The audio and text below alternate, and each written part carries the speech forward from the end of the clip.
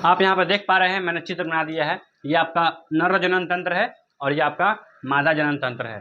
तो इस सब के बारे में हम जानेंगे और जानेंगे कैसे जुड़वा बच्चा कैसे पैदा होता है, एक शकल का जुड़वा बच्चा कैसे पैदा होता है और डिफरेंट शकल का, अलग अलग शकल का जुड़वा बच्चा कैसे पैदा होता है। उससे पहले हम लोग जानेंगे इन सभी के पार्ट के बारे में कि ये पार्ट क्या है, कैसे बच्चे का कैसा निर्माण होता है, वो हम जानेंगे। तो सबसे पहले हम नर जनन तंत्र की मतलब क्या क्या इसमें पार्ट है उसको हम जान लेते हैं, आपको बता देते हैं। तो देखिए, ये आपको जो फिगर दिख रहा है ना, ये आपका नर जनन तंत्र है। ये आप समझ रहे क्या है, जिस रास्ते से पेशाब निकलता है ये वो है। और यहाँ पे देखिए विरेचन, विरेचन क्या है, विरेचन जो ये पेशाब निकलने वाला रास्ता है उसी के नीचे दो मतलब ये लटका रहता है, ठीक है, विरेचन। इसमें दो अंडाकार दो गोली की तरह अंदर संरचना रहता है। तो अब आपके मन में एक सवाल आता होगा कि ये जो विरेचन है ये शरीर के बाहर क्यों लटका रहता है, अंदर ये क्यों नहीं है। तो आपको हम बता दें कि इसमें विरेचन में क्या होता है, इसमें विरेचन में शुक्राणु का निर्माण होता है, स्पर्म का निर्माण होता है। तो स्पर्म का निर्माण कितने डिग्री सेल्सियस पर होता है, अब हम जानते हैं। शरीर के अंदर हमारा टेम्परेचर कितना होता है, 37 डिग्री सेल्सियस, और शुक्राणु का निर्माण होता है 37 डिग्री सेल्सियस से कम रहेगा तो शुक्राणु का निर्माण होगा। तो आप ही दिमाग लगाइए, अगर ऊपर वाले ने ये विरेचन को शरीर के अंदर अगर बनाते तो क्या होता, विरेचन अंदर शरीर के अंदर आता तो शुक्राणु नहीं बनता, स्पर्म नहीं बनता, तो क्या उस आदमी से बच्चा पैदा होता, नहीं होता। इसीलिए ये शरीर के नीचे लटका रहता है ताकि उसमें स्पर्म बन जाए, क्योंकि 37 डिग्री सेल्सियस से कम यहाँ पे तापमान रह जाता है, ठीक है। तो अब जानेंगे ये क्या है। देखिए, ये विरेचन कोष है जो विरेचन को एकदम सेफ रखता है, सुरक्षित रहता है, ठीक है। तो अब यहाँ पे ये देखिए शुक्रवाहिनी, ये जो पतला नली दिख रहा है ना जो रेड कलर का, ये शुक्रवाहिनी है। अब शुक्रवाहिनी का क्या काम है, इससे स्पर्म निकलता है और ये पेशाब के रास्ते से निकल जाता है। तो अब यहाँ पे आप देख रहे होंगे, यहाँ पे छिद्र तो एक ही है पेनिस में, और इसी रास्ता से क्या निकल रहा है, हमारा स्पर्म भी निकल रहा है, यानी आपका शुक्राणु भी निकल रहा है और पेशाब भी निकल रहा है।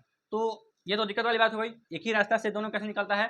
तो देखिए हम समझाते हैं। देखिए, ये मूत्र मार्ग है, इसमें से निकलता है, इसमें से भी शुक्रवाहिनी मार्ग यही है, ठीक है। अब यहाँ पर देखिए प्रोस्टेट ग्रंथि ये है, ठीक है। अब इसका क्या काम होता है, अब कोई लड़का सेक्स करने जाता है, ठीक है, तो ये समझ जाता है कि अब ये सेक्स की तरफ जा रहा है, तो ये क्या होता है, ये इस मूत्र मार्ग को, ये क्या है, ये हमारा मूत्राशय है, इसे जो नली निकला हुआ है इसको बंद कर देता है और मूत्रवाहिनी को रास्ता मतलब दे देता है और यहाँ से निकल जाता है जहाँ निकलना हो। और जब आदमी को पेशाब लगता है, जब मूत्र लगता है, तो क्या करता है, ये इधर से बंद कर देता है, ठीक है, इधर से मूत्रवाहिनी को मतलब शुक्रवाहिनी को बंद कर देता है और आराम से पेशाब नीचे निकल जाता है, ठीक है। और कभी कभी ये प्रोस्टेट ग्रंथि खराब हो जाता है, लूज हो जाता है, जिससे क्या होता है, कब पेशाब करते वक्त स्पर्म बाहर आ जाता है, मतलब क्या शुक्राणु बाहर आ जाते हैं, दोनों एक साथ निकल जाते हैं। तो ये तो बहुत एनर्जी मतलब लॉस हो जाएगा, आदमी मतलब ताकत ही नहीं रहेगा। तो ये होता है कब, ये कमजोर होता है। ये कमजोर कब होता है, बिना सेक्स किए सेक्स फील करना, हस्तमैथुन जिसको बोलते हैं, वो खासकर नए युवा जो पढ़ते हैं इनमें बहुत बुरा लत होता है। तो ये इसके वजह से आपका ये कमज़ोर हो जाएगा, तो आपको डॉक्टर को दिखाना पड़ेगा, बहुत बड़ी मतलब ये प्रॉब्लम हो जाती है।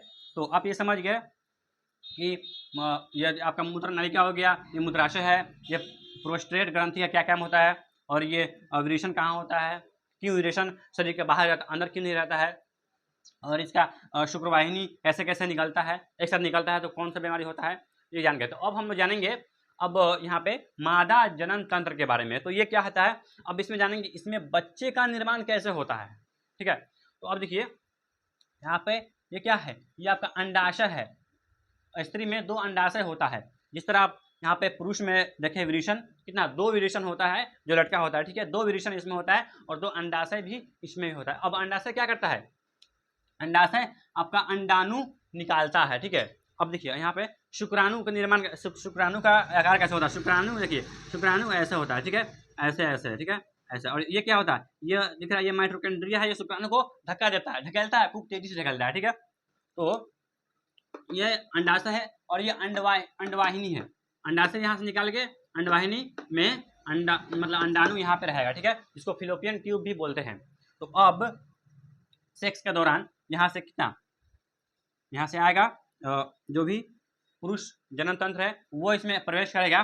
तो क्या एक बार प्रवेश करने पर कितना स्पर्म निकलता है, तो आप याद रखेंगे 7 ml। 7 ml एक बार पंप करने पर स्पर्म निकलता है, शुक्राणु निकलता है, जिसकी संख्या 20 लाख होती है।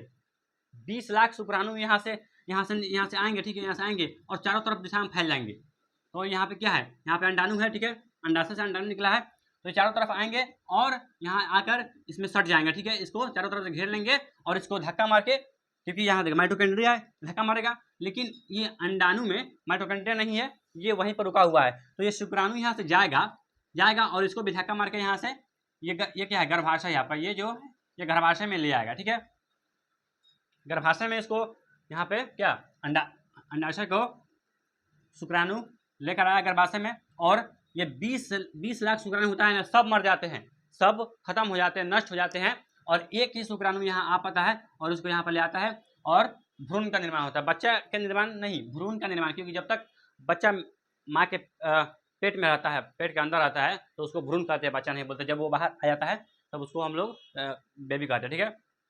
तो यहाँ पे ये ले आया अंडाशय को यहाँ पे, तो अंडाशय और शुक्राणु मिलता है तो भ्रूण का निर्माण होता है, और 9 महीना के बाद ये निकल जाता है, ठीक है।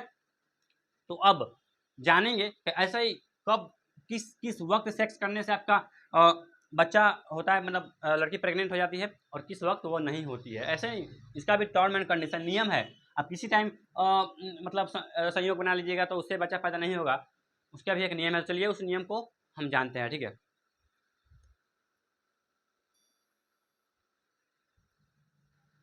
तो जाने कब, मतलब देखिए यहाँ पे पीरियड होता है, औरतों में पीरियड चलता है महीना में, वो 2 से 3-4 दिन होता है। तो नॉर्मल अगर मान लीजिए किसी को पीरियड आया, ठीक है, पीरियड जिसको हम MC बोलते हैं, ठीक है, पीरियड ये आया, अगर किसी को 1 तारीख को आया तो ये पीरियड चलेगा आपका 7 दिन तक।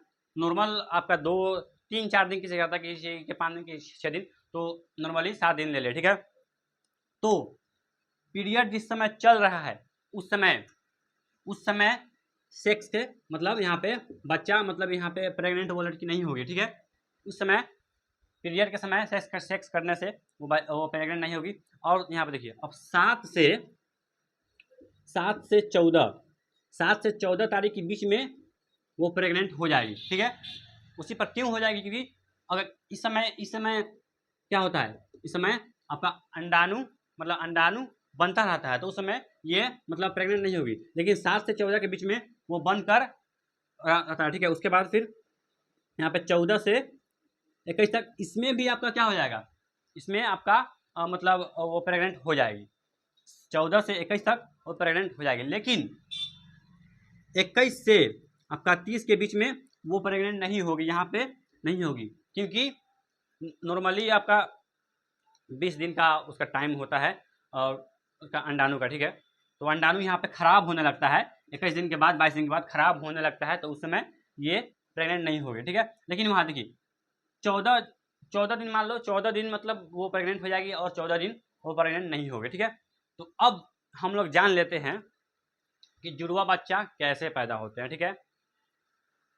अब देखिए इसका काम क्या है, ये अंडाशय है और ये भी अंडाशय है। ये क्या करेगा, ये अंडाणु निकालेगा। मान लीजिए अगर हमारा जनवरी में अंडाणु निकालता है, तो ये जनवरी में नहीं निकालेगा, ये फरवरी में निकालेगा, और ये फरवरी में निकालेगा तो ये मार्च में निकालेगा, ये मार्च में, तो ये अप्रैल में। मतलब एक साथ कभी नहीं निकाल सकता है, या दोनों मतलब अंडाशय अंडाणु एक साथ नहीं निकालेगा, 1 महीना गैप करके निकालेगा, ठीक है, अगले महीना वो निकालेगा। तो आप इमेजिन कीजिए यहाँ पे कभी कभी क्या होता है, ये 2 स्पर्म निकाल दिया, मतलब 2 आपका अंडाणु निकाल दिया, और यहाँ से स्पर्म आया, और यहाँ से क्या एक ही स्पर्म जाता है, एक स्पर्म गया और ये दोनों में सट गया, ये 2 है, दोनों में सट गया, ठीक है। जब दोनों में सट जाएगा तो वहाँ पे क्या हो जाएगा, 2 शिशु का निर्माण होगा, और उस शिशु दोनों का मतलब क्या होगा, शकल एक होगा। मतलब जितने भी आप जुड़े बच्चे देखे होंगे सबका शकल एक ही होता है, क्योंकि एक शुक्राणु गया है, और वही अगर यहाँ से जाएगा और 2 शुक्राणु चला गया, तो 2 शुक्राणु अलग अलग गया, तो वही बच्चे का जो आकृति होता है, बनावट होता है, वो डिफरेंट हो जाता है, अलग अलग हो जाता है। उम्मीद करता हूँ ये भी आपको समझ में आ गया होगा।